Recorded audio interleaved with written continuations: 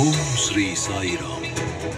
మన ప్రియాతి ప్రియమైన భగవాన్ శ్రీ సత్య సాయి బాబా వారి జన్మభూమి కర్మభూమి అయిన పుట్టపర్తికి మీ అందరికీ సాదర సుస్వాగతం.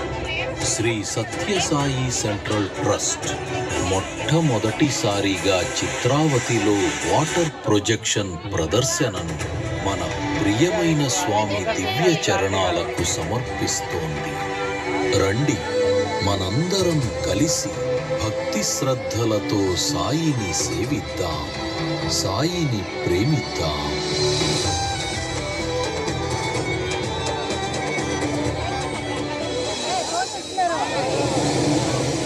నన్ను గుర్తుపట్టారా? యమున సరయూ నదుల్లా భగవంతుని అనుగ్రహానికి నోచుకున్న దానిని, పరమ శివుని స్పర్శతో పునీతమైన పావన గంగానది అంతా అదృష్టవంతురాలిని, మీ చిత్రావతిని. ఈ పుణ్యభూమి గొల్లపల్లిగా వర్ధిల్లిన రోజులు నాకు తెలుసు. ఆ గొల్లపల్లి పుట్టలతో నిండి శాపగ్రస్త అయిన పుట్టవర్ధినిగా మారిపోవడం కూడా నేను చూశాను. అదే కాలక్రమేణా పుట్టపర్తి అయ్యింది. ఆనాటి నుండి ఈ పొడిబారిన భూముల్లో ప్రవహిస్తూ ప్రార్థిస్తూ గడుపుతున్నాను. ప్రతి వర్షాకాలంలో ఆశతో ఉప్పొంగిపోతాను. తీవ్రమైన వేసవిలో ఎండిపోయి నా ఉనికిని కోల్పోతూ ఉంటాను.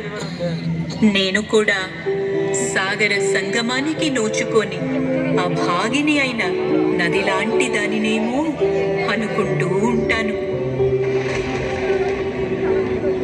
ఈ లోయ చుట్టూ తిరుగుతూ ప్రవహిస్తున్న నేను ఒక మహత్తరమైన రోజున తేజోవంతమైన నీలి గోళం ఒకటి ఇక్కడికి దూసుకురావడం చూశాను. విచిత్రంగా అది నన్ను కలవరపరచలేదు.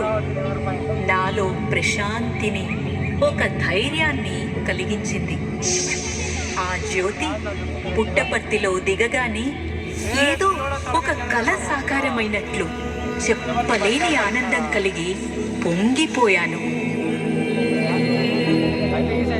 ఎవరి నుండి నదులు, పర్వతాలు, లోయలే కాదు, పంచభూతాలే పుట్టాయో ఆ విశ్వవిపుడే పుట్టపర్తిలో అవతరించాడని అప్పుడే నాకు అర్థమైంది.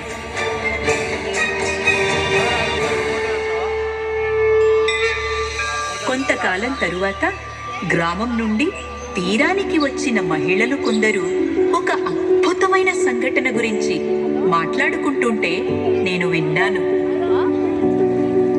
ఈశ్వరమ్మ ఇంట్లో ఏం జరిగిందో విన్నావా? అయ్యో, ఏం జరిగింది? బాగానే ఉందా? ఆమె గర్భవతి కదా. సత్యమ్మ తల్లి దయతో బాగుంటే అంతే చాలు. బాగానే ఉందిలే. అసలు సంగతి అది కాదు. నిన్న రాత్రి వాళ్ళ ఇంట్లో తంబూరా, మద్దెల, తాళాలు, ఇతర వాద్యాలు వాటంతట అవే మోగడం మొదలెట్టాయట. అమ్మో, నిజంగా విడ్డూరమే. ఎవ్వరి శ్వాస పిల్లగాలి సంగీతానికి ఊపిరో, ఎవ్వని గుండె సవ్వడితో గ్రహాలన్నీ లయబద్ధంగా చరిస్తాయో ఆ జగన్నాటక సూత్రధారి అవతరించాడని అర్థమైంది. ఆనాడు నేను చూసిన నీలి కాంతిపుంజం అవతరణ ఆయన ఆగమనానికి సూచన. తనకు సత్యనారాయణ అని పేరు పెట్టడం ఎంతైనా సమంజసం. ఎందుకంటే ఆయన ఒక్కరే సత్యం. సత్య, నా చిన్నారి సత్య.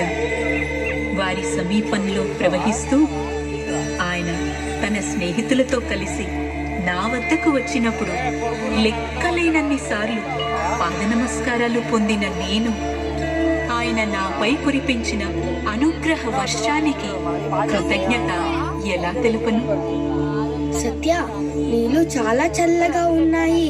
ఇంత పొద్దున్నే వచ్చి స్నానం చేయాలంటావా? అవునవును, కాసేపు ఆగి రావచ్చు కదా.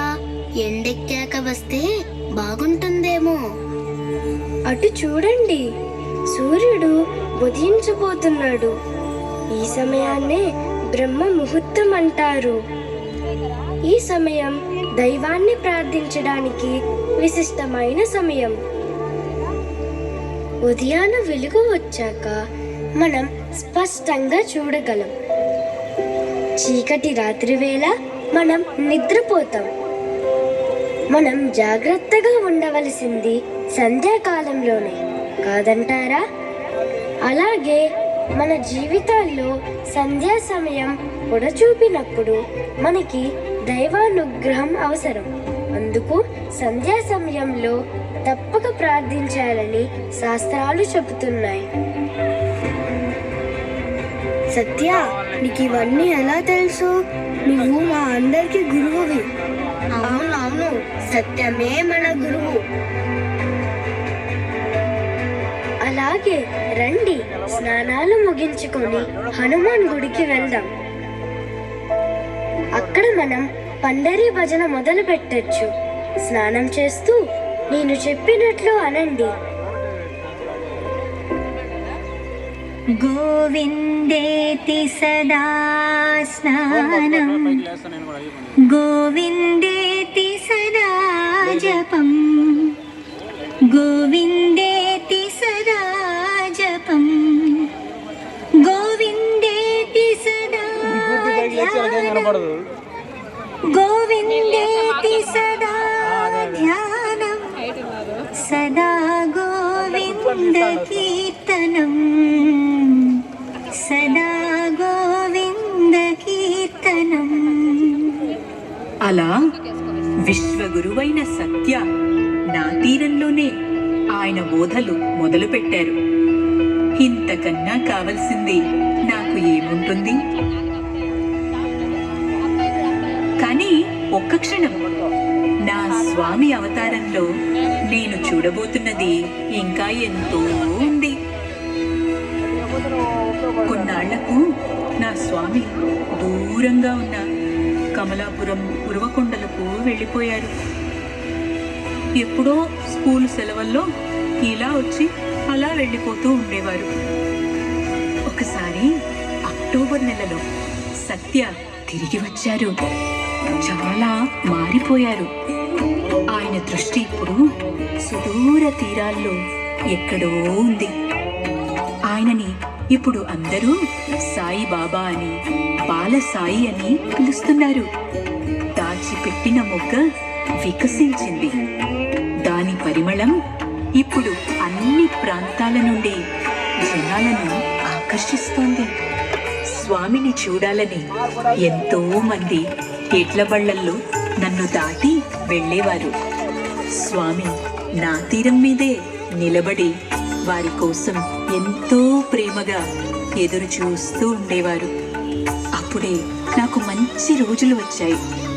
సాయంకాలం వేళల్లో, ముఖ్యంగా పున్నమి రాత్రుల్లో స్వామి తన భక్తులందరినీ నా ఇసుక తిన్నెల వద్దకు తీసుకుని వచ్చేవారు. చిత్రావతి తీర చిత్రూపమా చిత్రావతి తీర చిత్రూపమా చింతలను దీచి చింతమము చేపు చింతలను దీచి చింతమము చేపు చిత్రావతి తీర చిత్రూపమా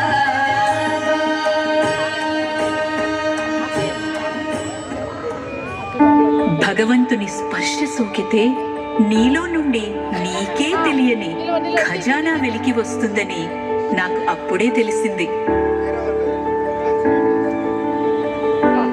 నాలో నుండి స్వామి తీసిన విగ్రహాలు, బహుమతులకు లెక్కే లేదు. లోహపు వస్తువులు మాత్రమే కాదు, మామిడి పళ్ళు, మిఠాయిలు కూడా. చివరికి ఇసుకలో నుండి మసాలా దోశను కూడా రప్పించారు. ఒకసారి స్వామి ఒక గుప్పెడు ఇసుకను తీసుకుని తన భక్తుని చేతిలో పోశారు. అది భగవద్గీతగా మారింది. నా స్వామి చెయ్యలేనిది ఏముంది? నేను ఒక రోజున ఒక గొప్ప సాక్షాత్కారాన్ని వీక్షించగలిగాను. స్వామి కొందరు భక్తులను అదిగో ఆ కొండ మీదకు తీసుకుని వెళ్ళినప్పుడు జరిగిన సంఘటన అది. ఓనాటి సాయం సంజ వేళ కల్పతరువు సమీపాన కొండపై ఉదయ భానుని వలె ప్రకాశిస్తూ నా స్వామి నిలబడ్డారు. నిశ్శబ్దం కూడా వణికే గంభీర స్వరంతో స్వామి, మీకిప్పుడు సూర్యుణ్ణి చూపిస్తాను అన్నారు. అప్పుడు సంధ్యాకాశం అగ్నిలా విరాజిల్లింది.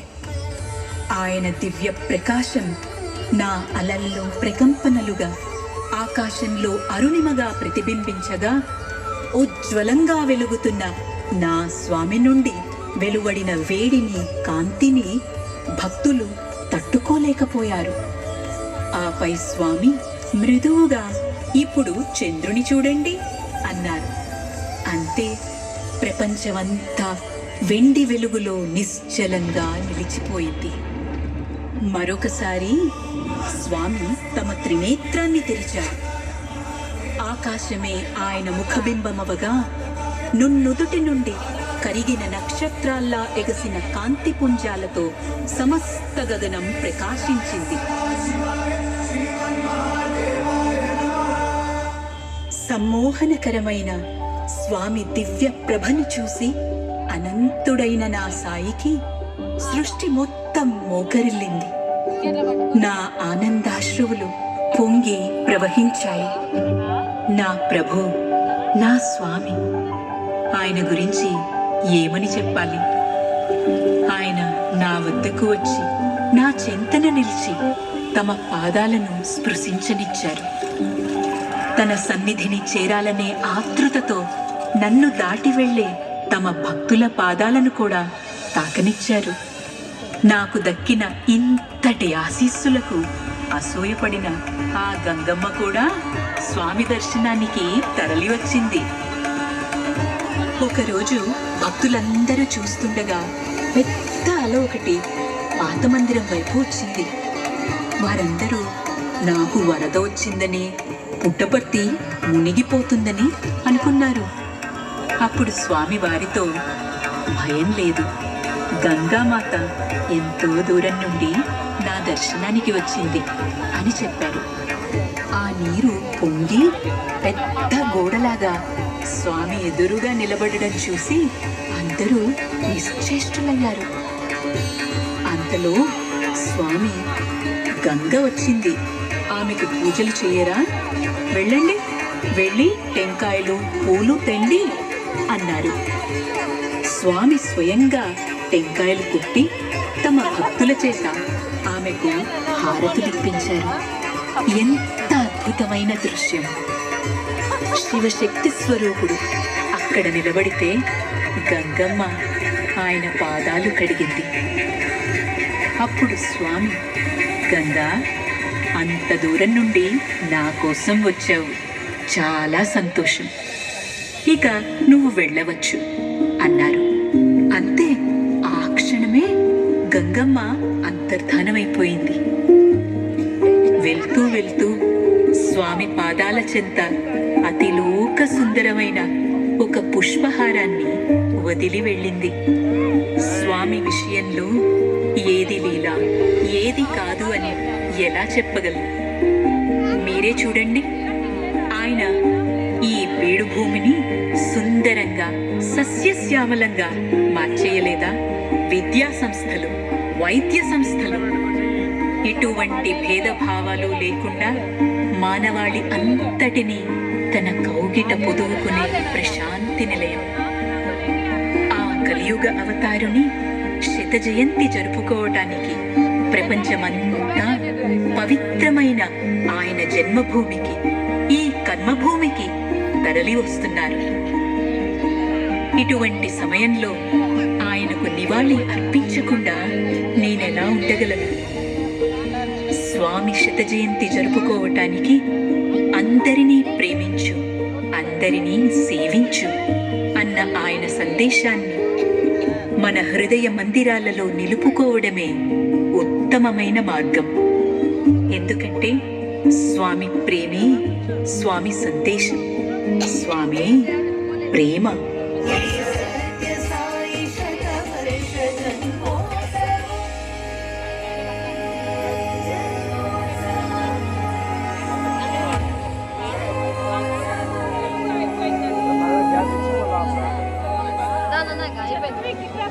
చతుర్విగ్రహ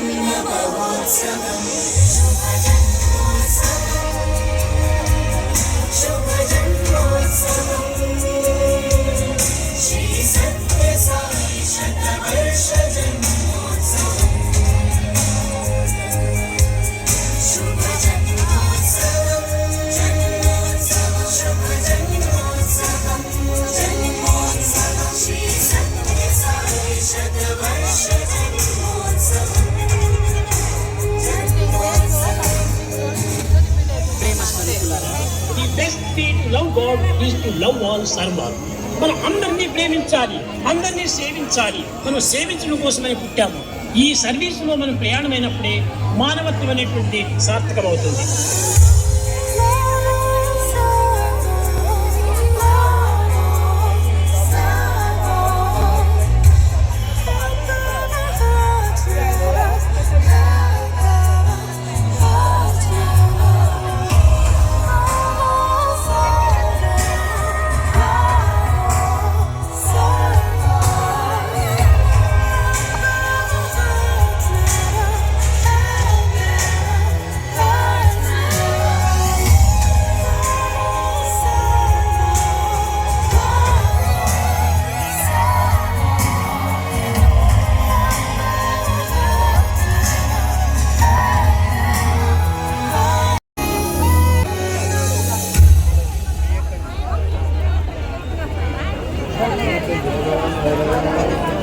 అవినాశ